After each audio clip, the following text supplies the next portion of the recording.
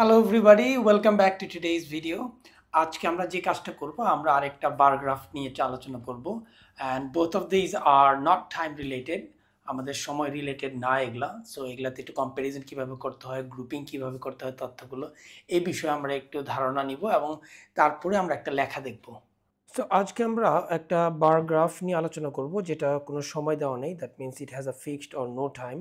তার মানে এখানে আমাদের ট্রেন্ড নিয়ে কোনো আলোচনা হবে না। So what we see the information here, এখানে কিন্তু কোনো ডেট দেওয়া নাই, but whenever they say that they have given you an information like top 10 movies by revenue কোনটা কত পেয়েছে, definitely these are in the past. So আমরা সর্বপ্রথমই আমরা টেন্সটা একটু ক্লিয়ার করে রাখতে পারি যে tense is going to be in the past tense, যে ব্যাখ্যাগুলো আমাদের দিতে হয় না কেন।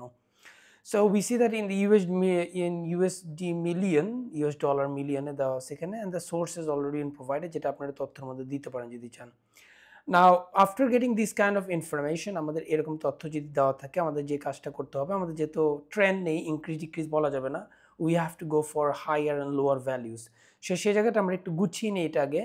সো গোছানোর মধ্যে আমরা যেটা দেখতে পারতেছি, this is the most important. এখানে এটা আমাদের সর্বপ্রথম ব্যাখ্যা আসবে, number 1। So this is the highest information that we have. So এটা আমরা একটু দাগায় নিলাম, highest. And the second highest, এই দুইটা কাছাকাছি আছে, সো এই দুইটাকে একসাথে আমরা বলতে পারি that this also have significant values. So এগুলো সিগনিফিক্যান্ট বলতে পারি, আর এগুলো আমরা বলতে পারি এখানে like suppose we can say around 2000, এইভাবে আমরা এটার ভ্যালু বলে দিতে পারি, around 2000। And then we have further more, এখানে আরও যদি দেখি আমরা এই তিনটা, these are also important for আমাদের, যেহেতু এখানে তথ্য কম, আমাদের বেশি নিতে হবে, because we have to fulfil the 150 word limitation, remember that. So এখানে আমরা এই তিনটাকে একসাথে বলে দিতে পারি যে অলমোস্ট সেম ইনফরমেশন। আর এখানে পরিমাণ ছিল হচ্ছে আপনার 1500, আমরা বলতে পারি approximately 1500। So this is number 3। তারপর আমরা একবারে এগুলা অত একটি ইম্পর্টেন্ট নেই, তো আমরা লাস্টে এই দুইটাকে একসাথে বলে দিতে পারি, দিস ইজ আমরা 4 নাম্বার ব্যাখ্যা, which is the least value in the whole graph. And দুইটাতে হচ্ছে কি আমাদের কত, বিলো 1300, 1300 নিচে।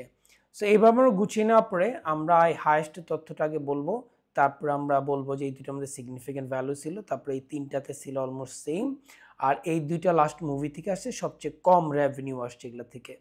সো আমাদের একটু প্যারাফ্রেজিং করে লিখতে হবে এখানে, আমরা লেখাটা একটু পরে আছে, so you can have a look at the writing, যে এখানে দেওয়া আছে যে bar graph compares information related to the top 10 revenues in USD that was received by different movies. আর মেজরিটি অফ দ্য মুভিজ, এটা হলো আমাদের সেকেন্ড সেন্টেন্স, দ্যাট মিনস আমাদের জিস্ট সেন্টেন্স এটা। So majority of the movies had revenues around or below 2000 million US dollars except for Avatar. তো বেশিরভাগেরই ছিল 2000-এর নিচে, অ্যাভাটার বাদে। All data was extracted from Kaggle the movie database. এই তথ্যটা আপনি দিতে পারেন, এই সেন্টেন্সটা না দিলেও চলে, but if you think it increases the number of words that you need, and then that's good, writing it is helpful in that sense. So এরপর আমাদের তথ্যগুলো এখানে গুছিয়ে দেওয়া আছে, যে প্রথমে অ্যাভাটারের তথ্যটা যেটা সবচেয়ে বেশি ছিল, জ ড্রপিং দিয়ে আমরা এটা তথ্যটাকে বললাম। আর খেয়াল করে দেখবেন এখানে কিন্তু প্যারাফ্রেজ করা হচ্ছে, সিনোনিমস দিতে হচ্ছে, এখানে রেভিনিউ দিলে আর্নড, আর যেটা ছিল হাই সেই তথ্যটা বলে নিলাম। আর দিস ওয়াজ আরেকটা তথ্য, এটা ইম্পর্টেন্ট একটা তথ্য আমরা এখানে পেয়েছি, দিকে আমরা দিয়ে দিলাম, যে হচ্ছে great distance higher than that of the following movie. পরবর্তীটা হচ্ছে কিন্তু অনেক দূরে, পরবর্তীটা কিন্তু 2000 or something like that. Significant armaments were also made from Star Wars. আমরা সিগনিফিকেন্ট তথ্যটা দিয়ে সেকেন্ডলি আমি শুরু করতেছি। Star Wars, the Force Awakens and Titanic, প্রতিটায় ফেচিং নিয়ে আসতেছে approximately $2000 million.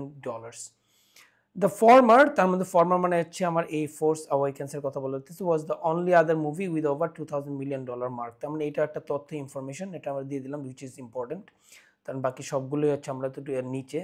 The next 3 movies in the list, Avenger, Jurassic Park and Furious 7, had almost similar revenues of just above $1 million from each individual movie. However, বিপরীত তথ্য, এতক্ষণ আমরা highest গুলো বললাম, significant গুলো বললাম, এখন আমরা চলছি লোয়েস্ট ইনকামে, যেটা আসছে frozen and Beauty and the Beast with এত and এত রেসপেক্টিভলি, যথাক্রমে এত। So this has a little bit of more than 150 words, so I hope for this writing will help you out in understanding it. না শুধু IELTS এক্সামে না, যে কোনো ফর্মাল এক্সামেই আমাদের একটা জিনিস মাথায় রাখতে হবে যে তারা কিন্তু কোনো ধরনের ভাবে আপনি কন্ট্রাকশনস অ্যালাউ করে না। সো আপনি কিন্তু পুরোটাই ইলাবোরেটেড ফর্ম লিখতে হবে। আপনি কান্ট লিখতে পারবেন না, আপনাকে লিখতে হবে ক্যান নট, ডোন্ট লিখতে পারবেন না, লিখতে হবে ডু নট।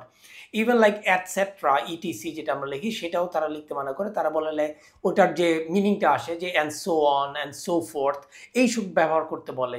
অ্যান্ড ফার্দার মোর আপনারা অ্যান্ড কখনোই প্যাঁচায় লিখবেন না, এ এন ডি লিখতে হবে। Even E G I E এগুলো লেখা যাবে না, আপনাকে ফর এক্সাম্পল, দ্যাট ইজ, এগুলো লিখতে হবে। আরেকটা আমরা একটু দেখি বার গ্রাফ, যেহেতু আমাদের টাইম যেটা ফিক্সড টাইম আছে, এখানে আমরা দেখতেছি 2011 তথ্য দেওয়া আছে। সো এখানে দেওয়া আছে কি পার্সেন্টেজ অফ স্টুডেন্টদের পার্সেন্টেজ যারা প্রফিশিয়েন্ট ইন ফরেন ল্যাঙ্গুয়েজ যারা বলতে পারতো, তাদের পার্সেন্টেজ দেখানো হচ্ছে। সো এখানেও একটু গুছিয়ে নিতে হবে আমাদের before we go into the writing.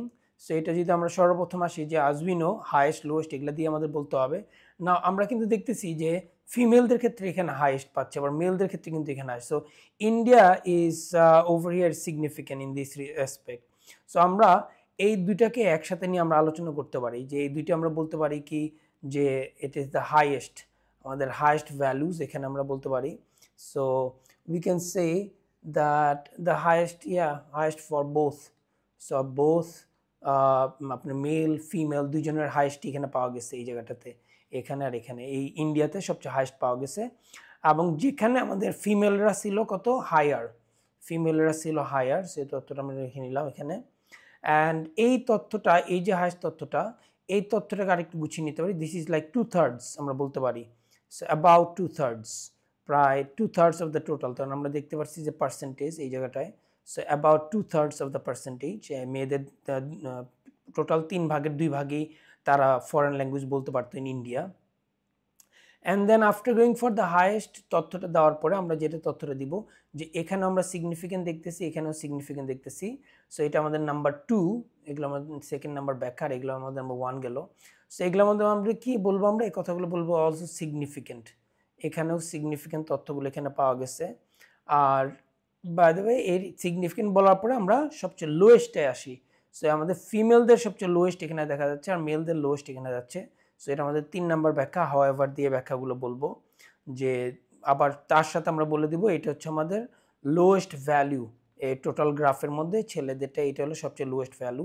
এই দুইজনের লোয়েস্টটা যখন বলবো তথ্যটা, তারপরে যে আমি আরেকটু বাড়তি তথ্য আমরা যেগুলো দিতে পারি এখানে, সেটা হচ্ছে আমরা সবচেয়ে বিগেস্ট ডিফারেন্স দেখতেছি এখানে, সবচেয়ে বড় ডিফারেন্স এই জায়গাটায়।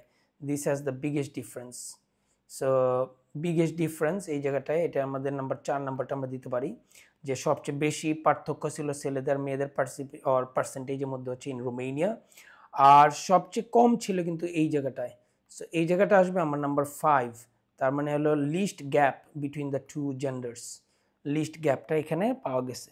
সো এই তথ্যগুলো আমরা আলোচনা করলে আমাদের মোটামুটি হয়ে যাবে। আমাদের রাশিয়ার এই তথ্যটা বলার প্রয়োজন নেই, এখানে ভিয়েতনামে এটা বলার দরকার নেই। উই হ্যাভ লাইক চায়নাতে এখানে ফিমেল এগুলো বলাটা খুব বেশি নেসেসারি না। We can not right lot in because আমাদের সময়টাও লিমিটেড এবং নাম্বার অফ ওয়ার্ডসও আমাদের লিখতে 150 আর little higher is in more than enough. So এরপর আমরা লেখাটা দেখি এটা নিয়ে, এই গ্রাফটা নিয়ে, যে প্রপোর্শন অফ স্টুডেন্টস যাদের প্রফেশন ছিল সেগুলো প্যারাফ্রেজ করা হয়েছে in 2000 has been compared to the given chart. আর এটা হলো ওভারঅল সেন্টেন্স যে higher percent of females in most countries, বেশিরভাগ দেখে কিন্তু ফিমেলদের সংখ্যা কিন্তু বেশি in comparison to the men. তো প্রথমত দ্য লার্জেস্ট প্রপোর্শন, আমাদের লার্জেস্ট দিয়ে প্রথম তথ্যটা আমরা দিচ্ছি, নাম্বার 1 ছিল এটা। Highest proportion to were skill in foreign language was recorded in India were about 2/3 of the females. So আমরা কিন্তু এখানে আবার একটা জিনিস লেস নাম্বারস, আমরা যেটা আবারও বলছিলাম, আবার বলি, লেস নাম্বারস মোর ল্যাঙ্গুয়েজ, এই জিনিসগুলো আপনারা একটু খেয়াল রাখবেন, ল্যাঙ্গুয়েজ যেন বেশি হয়। Or about 2/3 of the female had this potential compared to a little over half of the males, in the same country, which itself is the most eye-catching value of the men. তার মানে ওখানে ম্যানদের, ওখানে ইন্ডিয়াতে মেয়েদের তুলনায় ছেলেদের কম ছিল, কিন্তু ছেলেদেরটা কিন্তু আবার সবচেয়ে ছিল মোস্ট আই ক্যাচিং, তাদের হাইয়েস্ট ছিল। Similar percentage of females were also found in Romania, Vietnam with figures higher than half of their respective population students. So এখানে আমাদের সিমিলার পার্সেন্টেজ ছিল। হাউএভার তাদের সবচেয়ে কম প্রপোর্শন পাওয়া গেছিল কোথায়, থাইল্যান্ড আর চায়না। আর এখানে ম্যান রেকর্ড করছিল বিলো 20, আর এটা ছিল lowest number in any gender in any country, যে কোনো দেশে যে কোনো জেন্ডারের মধ্যে এটা কিন্তু সর্বনিম্ন ছিল। So that's why that part of information is important. তারপর এখানে আছে আমাদের ফাইনালি যে observations also reveal that the biggest differences, যেটা আমাদের বলা হয় না, between the two sexes was in Romania showing a gap of more than 25%, সবচেয়ে বড় ডিফারেন্সটা বললাম। আর in contrast the slightest variation, সবচেয়ে কম ভ্যারিয়েশন যেটা, সেটা নোটেড করা হয়েছিল থাইল্যান্ড। সো আপনারা কয়েকটা জিনিস খেয়াল করবেন এখানে যে জিনিসগুলো ইউজ করা হচ্ছে।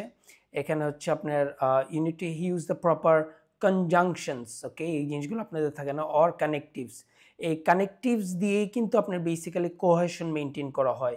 সো এই কানেকটিভসগুলো একটু ভালো মতো জেনে নিন কীভাবে লিখতে হয়। অ্যান্ড অলওয়েজ ইউজ সিনোনিমস, সেই সিনোনিমসটাও হতে পারে ইন কেস অফ ভোকাবুলারি, আর আবার সিনোনিম বলা হয় না, বাট আমরা বলতে পারি যে সেন্টেন্সেরও মধ্যে দিতে হবে, যে সেন্টেন্স যত ভ্যারিয়েশন নিয়ে আসতে পারি আমরা।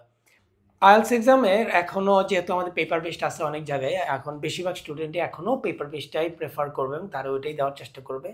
সো পেপার বেসডে যেটা আপনারা করবেন, আপনাদের কলমে কিন্তু লিখতে হবে। সো হাতের লেখাটা is important, but it's not that যে আপনারা খুব সুন্দর একটা লেখা লিখলে ইউল get a very good score, বা খারাপ লেখা লিখলে ইউল get a very bad score, তার কিছু নয়।